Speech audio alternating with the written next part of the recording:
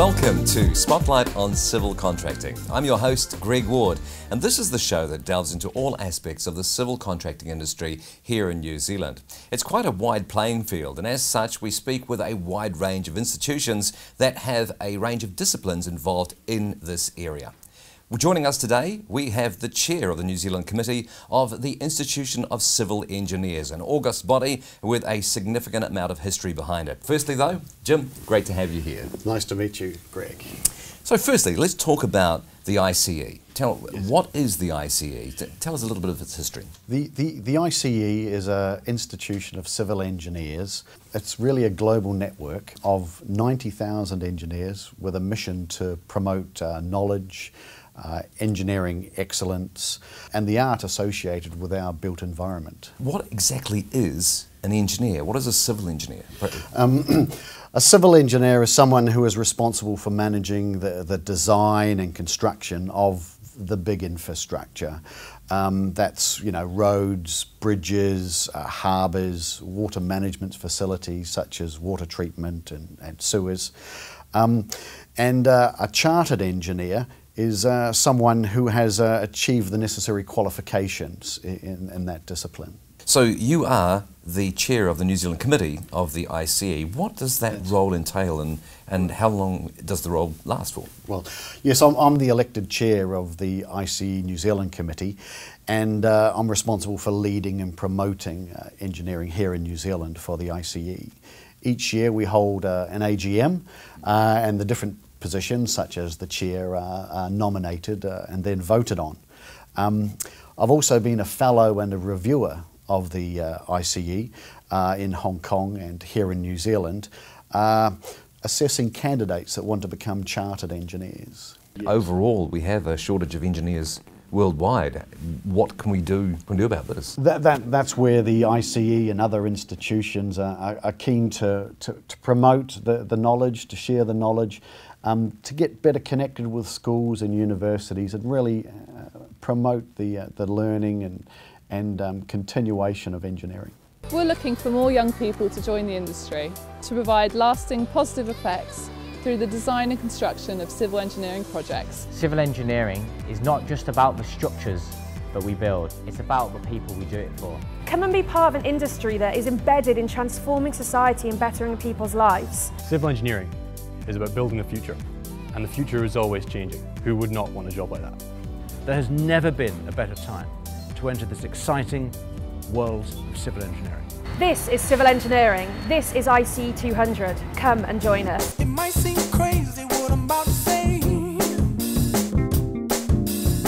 Sunshine, she's here, you can take a break. I'm a hot air balloon that could go to space. With the air, like I don't care, baby, by the way. Because I'm happy. Clap along if you feel like a room without a roof. 200 years ago, the Institution of Civil Engineers was founded for very valid reasons, but why does it continue? Why has it got such a strong growth? It's really to promote and share knowledge and to work as a platform where you're connecting contractors and consultants and clients together so that you're maintaining those standards, but also you know, there is networking that goes on, of course, and there's also gives you the opportunity to discuss future projects and how you're going to be teaming and what your strengths and weaknesses are as well with respect to how you might be wanting to pursue different projects in the future. Historically, we've been involved in railways and buildings, etc. And there are famous ICE engineers such as Telford and Brunel. Here in New Zealand, the ICE has 600 members. It can be traced back to the early 1800s when the great London sewers were constructed to rid that city of disease.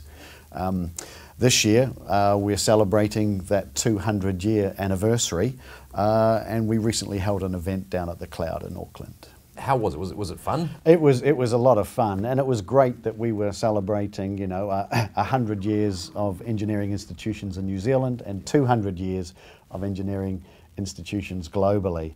And what was especially pleasing was to see so many young children attending the free event. We had a few thousand people there, and they were able to see the virtual reality, which had long queues, and also the scale model from Watercare of the new Auckland Central Interceptor. So people could really understand, oh, hang on a minute, this is what engineers really do for society. They really are the unsung heroes. Every day, you and I walk past buildings and roads. We cross bridges and use energy supplies without even a second thought. But what if I told you that everything around us tells a tale, and that you could help build this magical story? What?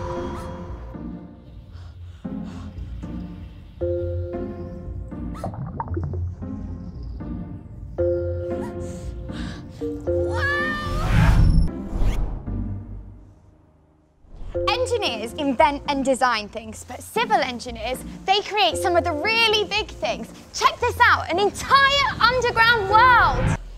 Engineering is a word for the skill set that allows you to create anything in your head. How incredible is that? These are the innovative designs that create the backdrop to the world we live in. Strong, durable structures built from the ground up to help us live more comfortably, travel faster, and be connected to essential networks. I want to grow as an engineer, I want to grow as a person, and I find that the ICE's route to professional qualification helps me. It will help you progress with your career, and it will bring you up to a standard which you could be on sort of the world stage of civil engineering. It is kind of like a stamp on your CV or on you as a person that says that you're skilled in your profession. Being professionally qualified is an acknowledgement of your competence, your expertise and your skills. With the role of civil engineers within society, yes. What sort of market do we have as an engineer? If you're graduating and moving into the space, what's the playing field like? At the moment, the market is relatively buoyant because we need lots of infrastructure. Engineers are busy at the moment. But there is always the potential that work is not being released to the market in a uniform or streamlined manner, and that can then create boom and bust scenarios. From my perspective as a consultant, we're really influenced by the government release of projects, and I've found this in many countries, whether it be the UK, Singapore, Hong Kong or here in New Zealand. There's a lot of stereotypes that are involved in the engineering profession. Is it true that engineers can actually have fun as well? Well, engineers often are known for having good fun, and I've recently been on a 30-year reunion down to Canterbury University where I caught up with lots of mates and shared lots of those old memories and stories. There were a few beers had, I will admit, by some of us, but it was a great time. Clap along if you feel like a room without a roof. Clap along if you feel like happiness is the truth. Clap along if you know what happiness is to you. Clap along if you feel like that's what you want to do. Well, historically, engineering students have been known to be the most rowdiest, and certainly the stories that come out of various universities around the place. Does that change once they graduate? It does. There is a sense of responsibility that then does take hold when you're got that duty of care to society to think about. But like everybody else, we enjoy the weekend, socialising and getting together.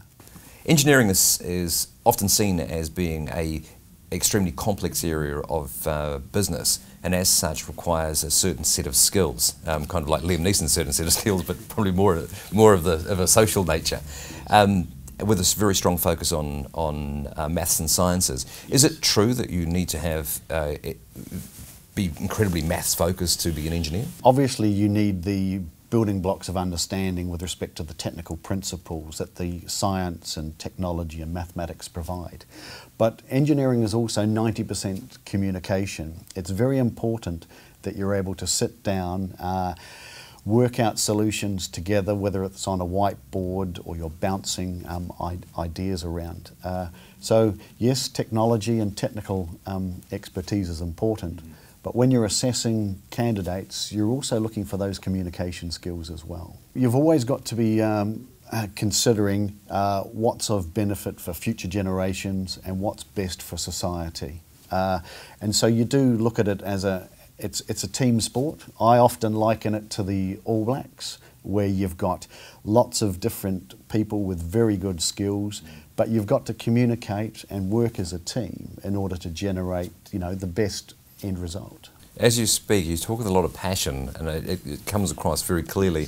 What about yourself? How did you get into the profession, and what was your journey? I started off doing a degree at Canterbury University and then going overseas. And I found that I got involved in some of the tricky aspects of engineering, the underground engineering, and some very unique solutions in the tunnelling world, and that sort of really captured my passion.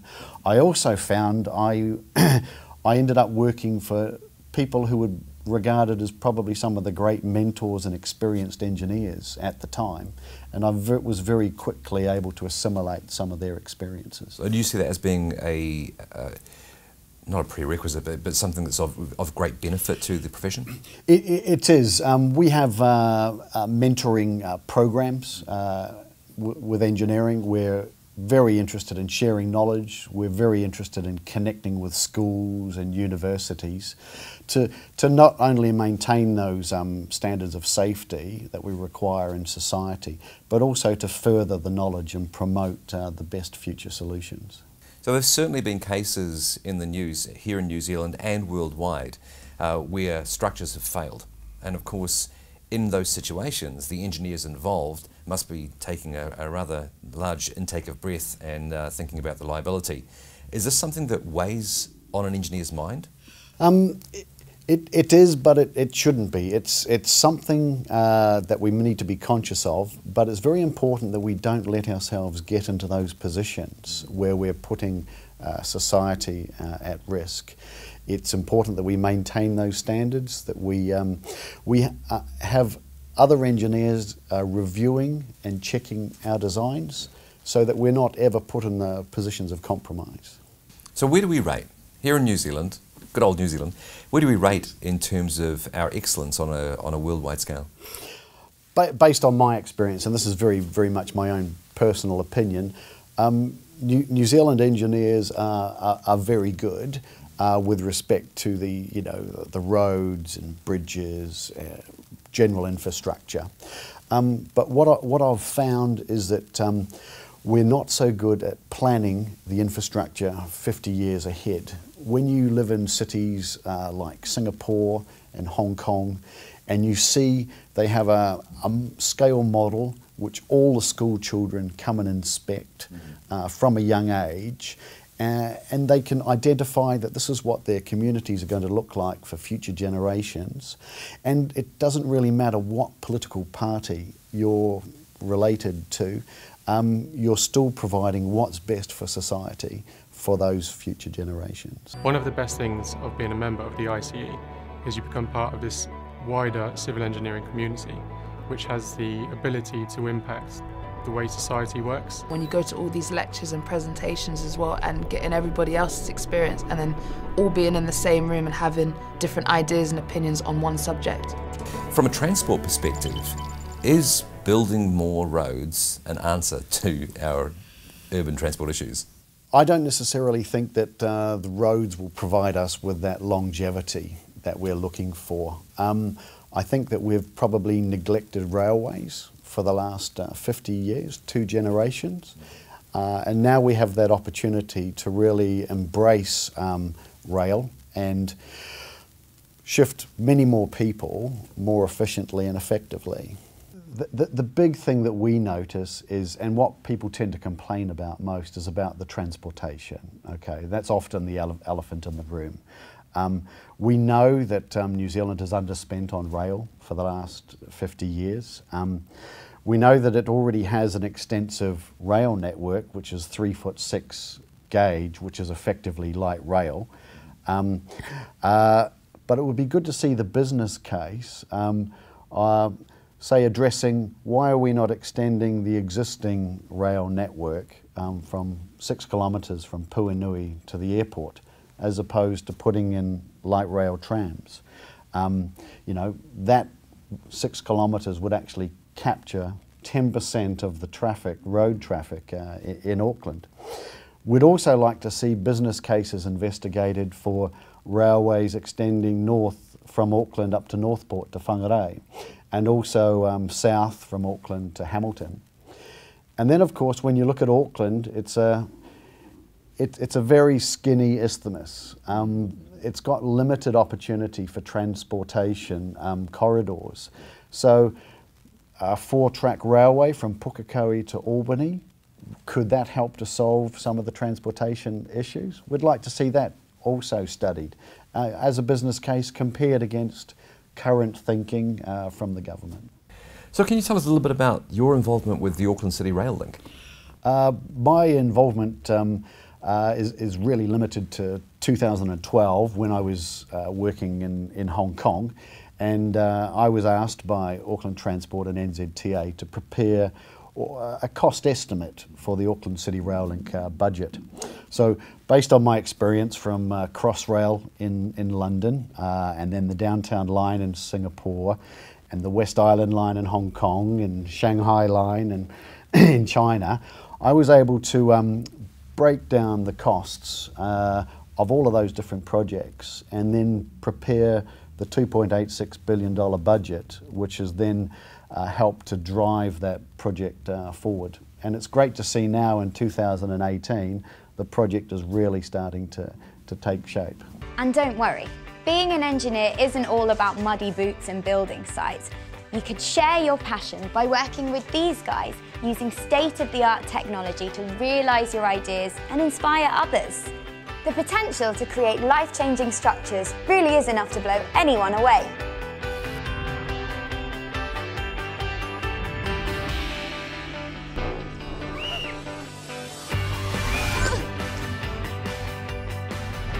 Choosing civil engineering means a well-paid, exciting and fulfilling career with the satisfaction of knowing that you help bring all of this to life.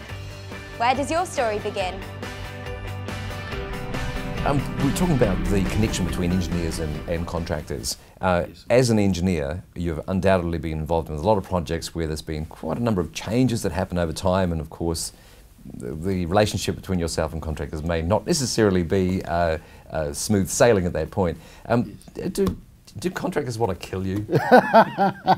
Well, I've probably spent, out of my 30 years, I've probably spent 20 years actually working with contractors. And you're always going to get a little bit of tension. But I've always found that if you work on projects and you're able to make those projects a success, those relationships last for a very long time. And even at our wedding, which we had in Hong Kong, which my wife had friends from the contracting fraternity, I had friends from the contracting fraternity.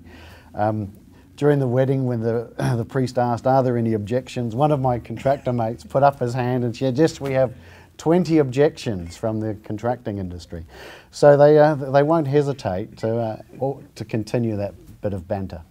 Yes. Where does the ICE fit into the playing field with CCNZ, Civil Contractors New Zealand, and ACENS, the Association of Consulting Engineers New Zealand? Contractors or consultants like myself and clients, they're all inherently linked.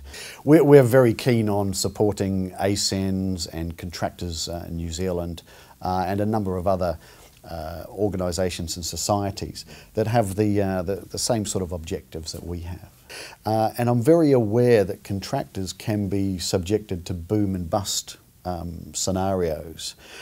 So I'm hoping that in New Zealand we adopt a way of actually releasing that work to the market in a staged or staggered manner to avoid those difficult scenarios. So talking around connections within the industry, the ICE has not until this year, had a relationship with Civil Contractors New Zealand, aside from the work that you do with the various contracting organisations throughout New Zealand. But this year, you attended for the first time the CCNZ and ACEN's joint conference. How did you find that experience? It was a fantastic conference in Hamilton. CCNZ with all of the contractors, ACENS with all of the consultants. Great platform for collaboration, and all of the connections that I made through that conference, I've been able to use in helping to develop solutions, teaming arrangements, etc. In the industry. Did the experience enable you to see the contracting fraternity in a slightly different light? It really brought home to me how much team working is important in New Zealand. You know, we're quite a spread out country, and getting people together around the table, having lunch, it's important to make those connections or reconnections, and find out how we can help each other out. Effectively communicating and coordinating, and then being able to convey our ideas, you know, to society is very important. And often when you get, you know, contractors and designers, consultants working together, the best solutions are then developed to maximise the benefits for the public as well. Fantastic, and it is a lovely relationship, and the closer that relationship is, I think the better for the entire industry. Yes. I wanted to delve at the moment into an area that is quite topical on the world stage, which is gender diversity, diversity of thought, gender imbalance within organisations and firms. Is the ICE actively involved in this process of redressing the gender balance? It is, and if you go onto the ICE website, you'll find that the ICE is very diverse with respect to race, gender, etc. And we actually have an online system of testing to make sure that unconscious bias is in the right balance. Myself, I've managed up to 30 different nationalities concurrently, all sorts of religions and races, and I've promoted as many women as men as well, and that's always been based on merit. So I'm aware that in New Zealand some companies have investigated their gender balance and their remuneration, and I'm aware that there's some corrections going on at the moment in the market. So hats off to those companies. Things are being sorted out. Which is great to see.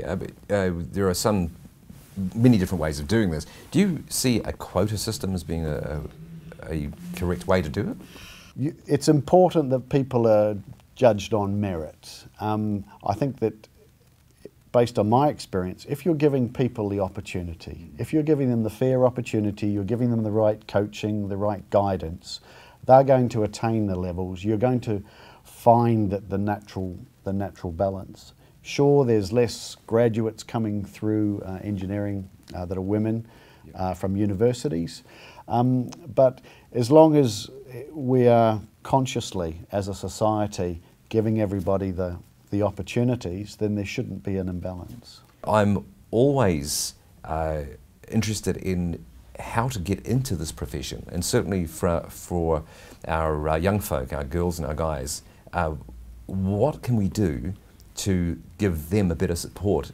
into the organisation? We are connecting with schools, so at schools we're wanting them to study those foundational building blocks of engineering, so you've got the science, the technology and the mathematics. We're encouraging students, both boys and girls, to go on then and study at university to get their engineering qualifications. And then out into the workforce.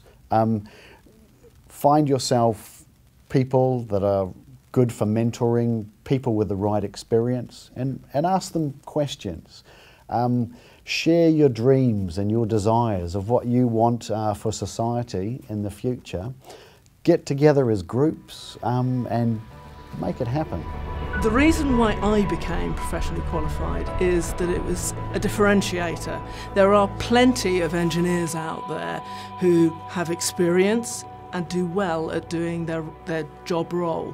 But what I wanted when I entered my career was to get that extra bit, the bit that gave me flexibility. You're recognised by your peers as being someone that's competent and have the credentials to carry out the day-to-day job that you do. It's well recognised, it's international, it's internationally recognised. You've demonstrated to the governors of engineering, the ICE, that you are at a very high standard in your profession. Whenever I cast my mind back to whenever I got the email, which was the initial part of it, to say that I had passed my professional review, I was completely over the moon. I did my happy dance and I made a lot of phone calls to tell everybody. It was just that moment where it was just...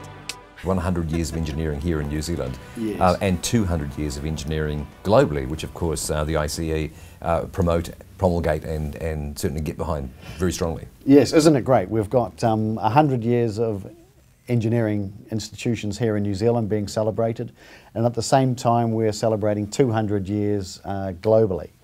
The skill sets of engineers are probably not promoted so well in society, and I'd like to think of engineers as being the sort of unspoken superheroes in many ways, providing that fabric in society that everybody needs and uses, but not necessarily always identified. That's a lovely way of putting it. Society's superheroes. It's an interesting thing for me, because my background, my grandfather was a mechanical engineer. Yes. My father was a apprentice to become an engineer in my father's firm, and he managed to escape after about 4 months or so and went into a different profession. And I had plans of doing it myself, and I tend to live vicariously through various engineering organisations in the conference field. I think it's really important because we tend to bury a lot of this great infrastructure, and we don't get, as a general public, we don't get to see it. And so if it's out of sight, it's out of mind. And viewing the engineer as a superhero, I think, is a very valid point. Yes, invisible superheroes. If you go onto our website, you'll see the promotion that we have on our website. There is absolutely no doubt whatsoever in my mind that civil engineering is one of the most socially beneficial professions that there is. Civil engineering has always been done for a purpose, to achieve something for people and for society. Everything that you ever come across in your life has probably been touched in some way by a civil engineer. Fantastic stuff. Jim Benson, it's been a pleasure having you here in the studio. This has been Spotlight on Civil Contracting. Next week we'll be talking with Ryan Smith, Waikato Regional Manager for Chic Civil Construction. We'll be talking with them around their scope around New Zealand, and also their Victoria on the River development that won a fantastic prize at this year's conference. We'll see you then. It's Spotlight on Civil Contracting.